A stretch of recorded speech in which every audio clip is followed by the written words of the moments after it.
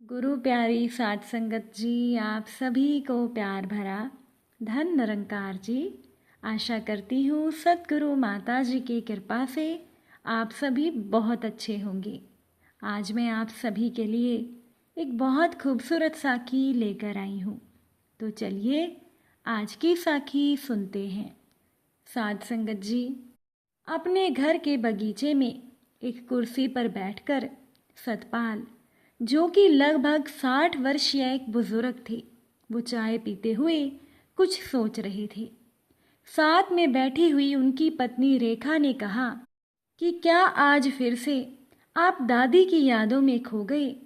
ये सुनकर सतपाल ने अपनी पत्नी से कहा कि हाँ, आज बड़े दिनों के बाद दादी की याद आ रही है। क्या तुम भूल गई?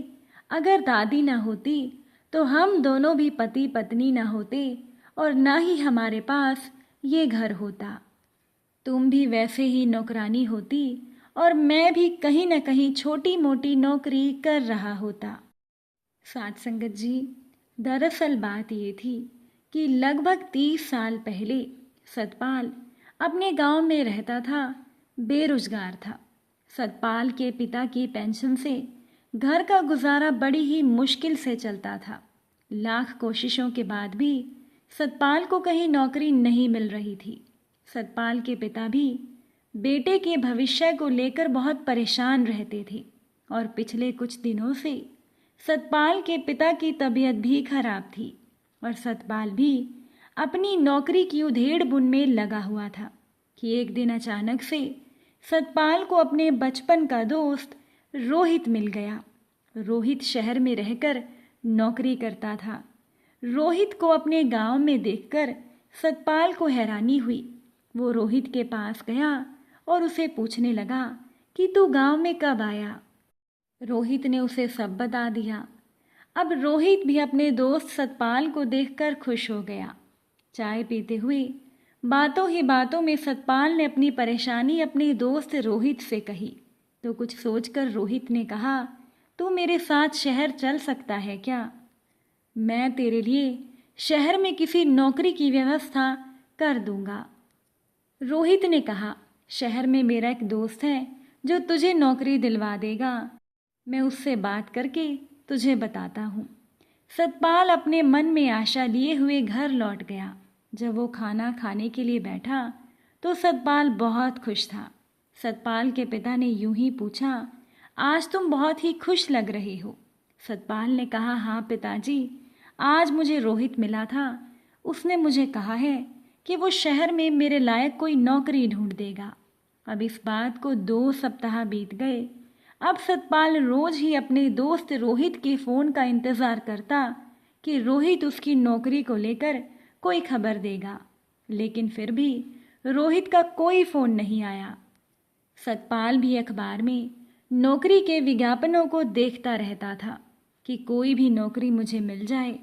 फिर एक दिन अचानक से सतपाल की नज़र एक विज्ञापन पर पड़ी जिसमें एक बुजुर्ग महिला की देखभाल के लिए एक केयर टेकर की ज़रूरत बताई थी और उनके साथ 24 घंटे ही उनके घर पर रहकर उनकी देखभाल करना था। जैसे उस महिला को दवाई देना, डॉक्टर से अपॉइंटमेंट लेना, समय पर उनका चेकअप कराना इत्यादि, ये सारे काम करने थे। और नीचे एक फ़ोन नंबर दिया था जिससे कि संपर्क करना था। सतपाल ने विज्ञापन देखा और सोचा, जब तक मुझे कोई नौकरी न मिले वो इस काम को भी कर सकता है।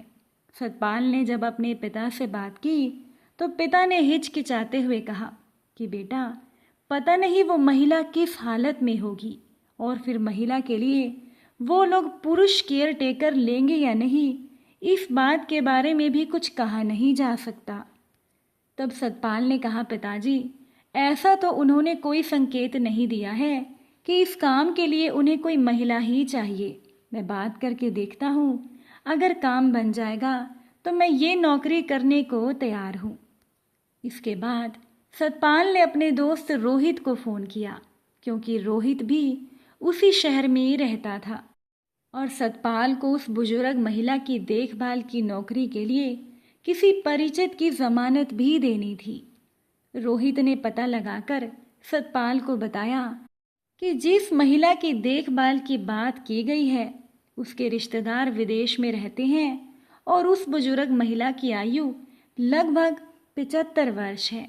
देखने में तो वो महिला स्वस्थ हैं, चल फिर लेती हैं, मगर फिर भी उम्र को देखते हुए सावधानी की वजह से वो लोग एक केयर टेकर रखना चाहते हैं और वो चाहते हैं कि केयर टेकर एक पुरुष ही हो, इसलिए तुम ये नौकरी कर सकते हो।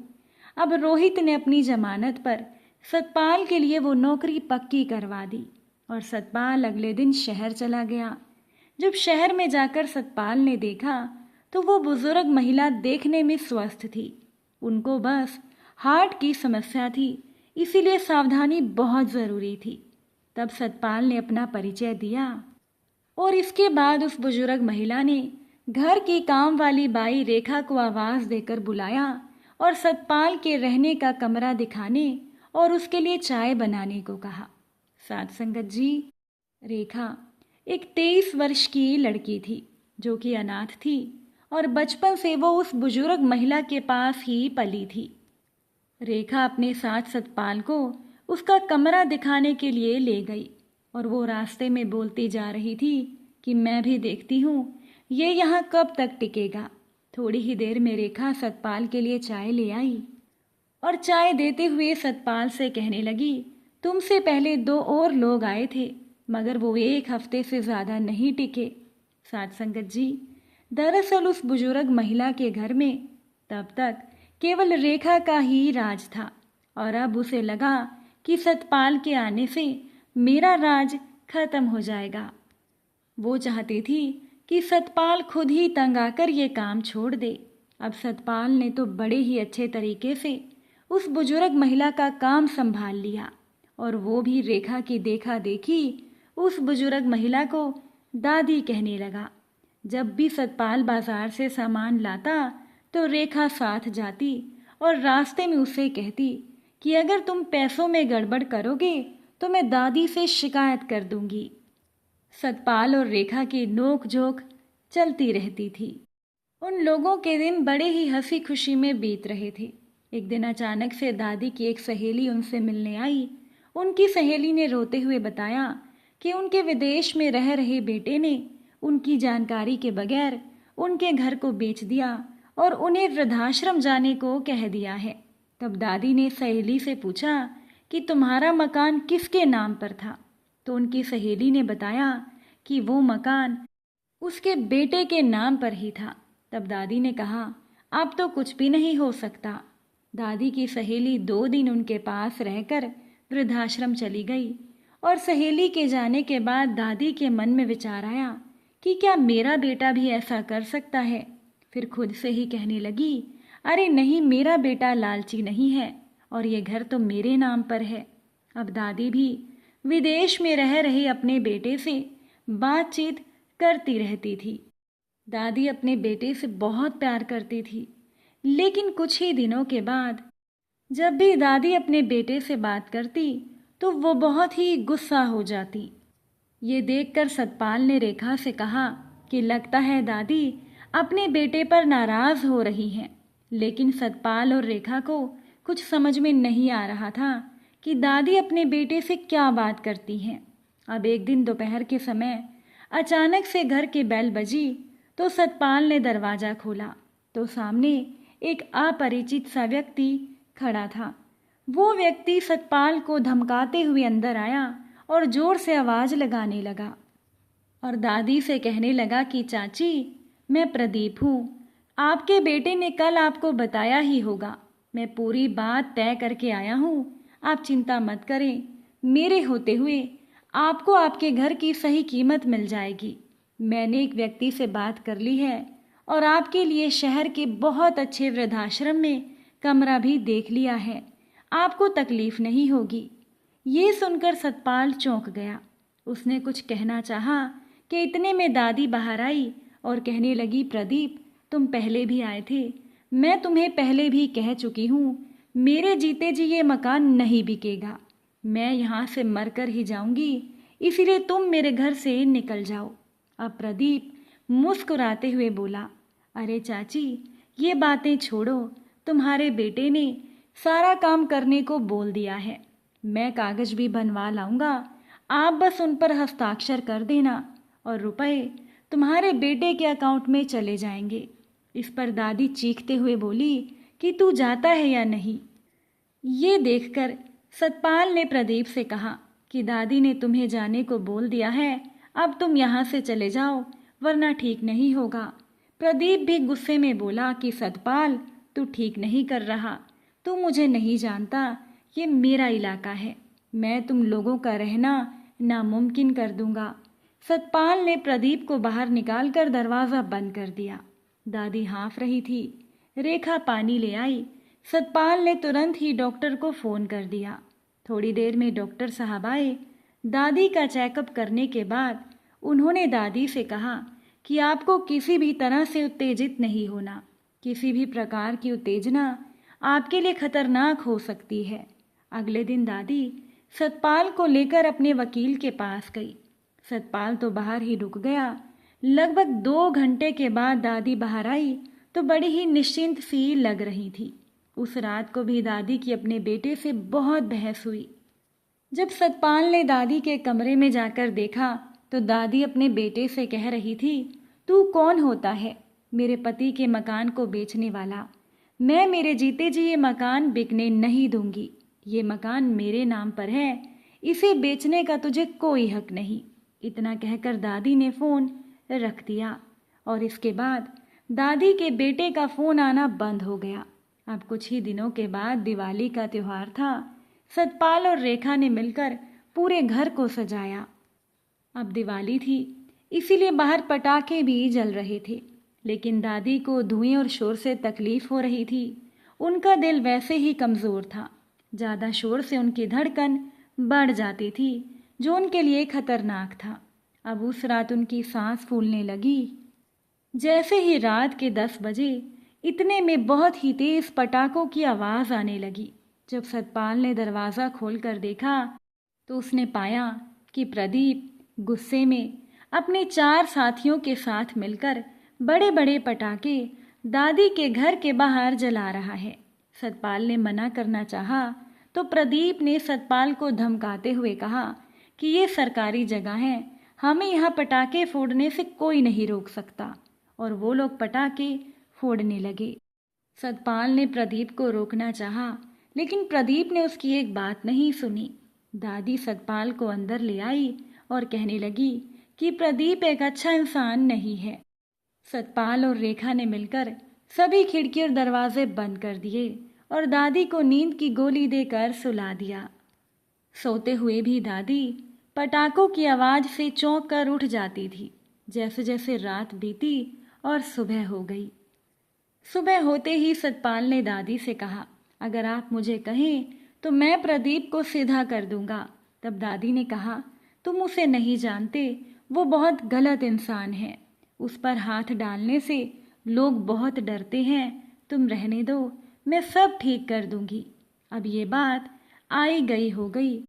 कुछ दिन तो अच्छे से बीते और दादी के अपने बेटे से दोबारा बातचीत शुरू हो गई। लेकिन प्रदीप दिवाली वाले दिन से बहुत ही गुस्से में था। उसे पता था कि दादी को पटाखों की आवाज़ से तकलीफ होती है, इसीलिए वो मौके की तलाश में रहने लगा।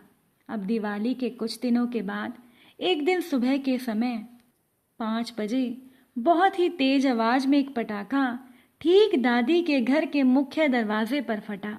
दादी असंतुलित हो गई और वो बेहोश होकर गिर गई। अब सतपाल कमरे में आया और उसने दादी को उनके बिस्तर पर लिटाकर तुरंत ही डॉक्टर को फ़ोन किया।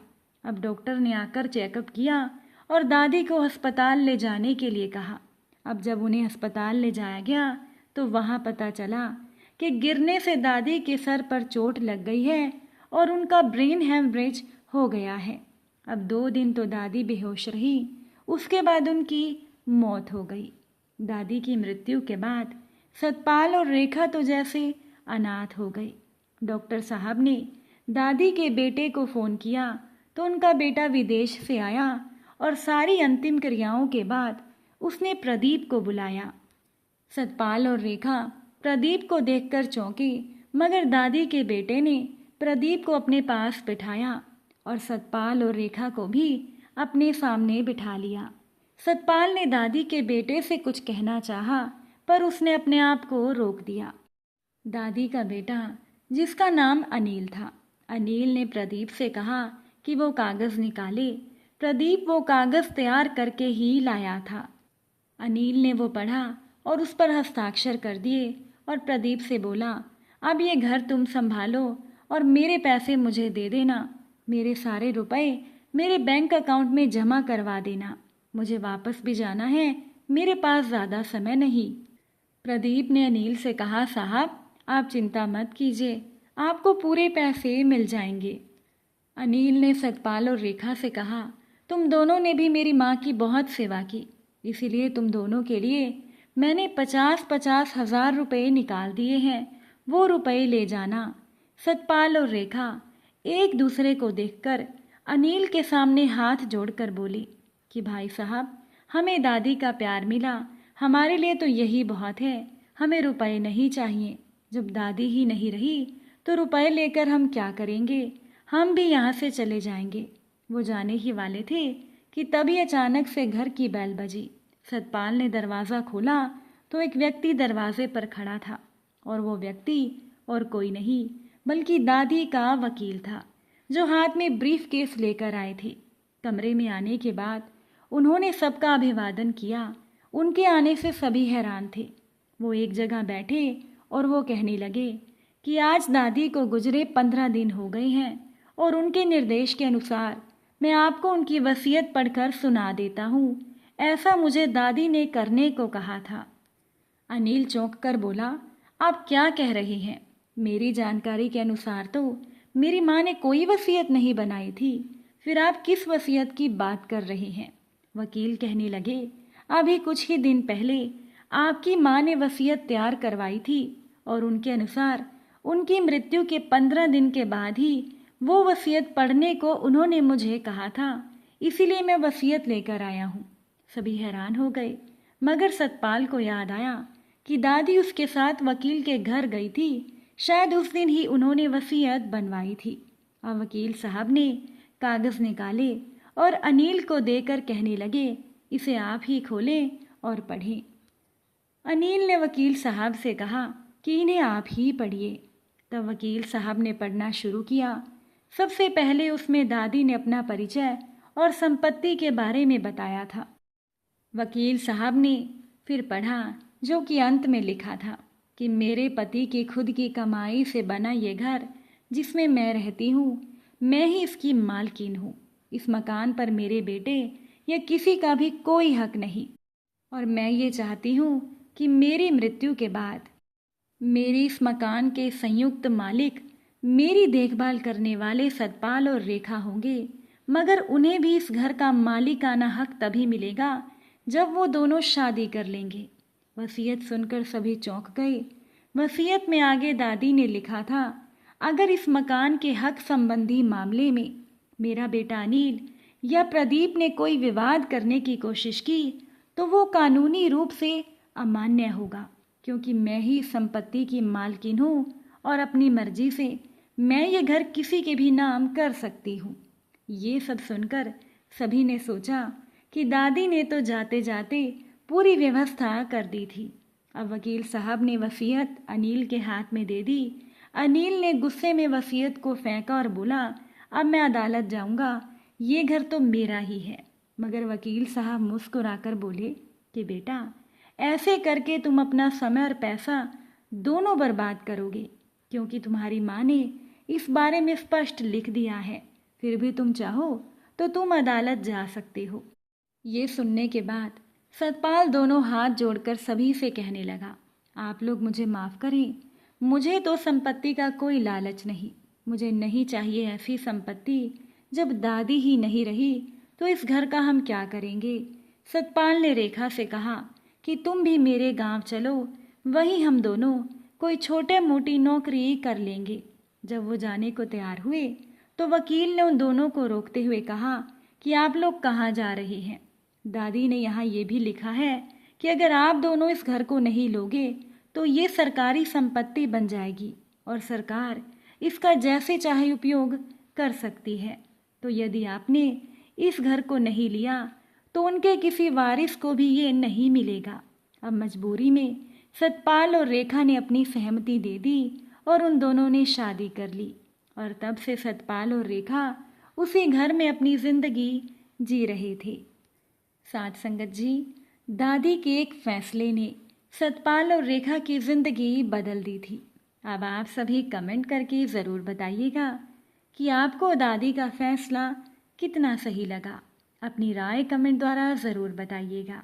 और साथ संगत जी, दासी ने एक नया चैनल भी बनाया है जिसका लिंक आपको कमेंट बॉक्स में मिल जाएगा। आप नए चैनल को भी अपना प्यार दीजिएगा और उसे भी सब्सक्राइब कीजिएगा। आप सभी से फिर मुलाकात होगी एक नई साखी के साथ। साथ संगत जी, प्यार से कहना, धन निरंकार जी।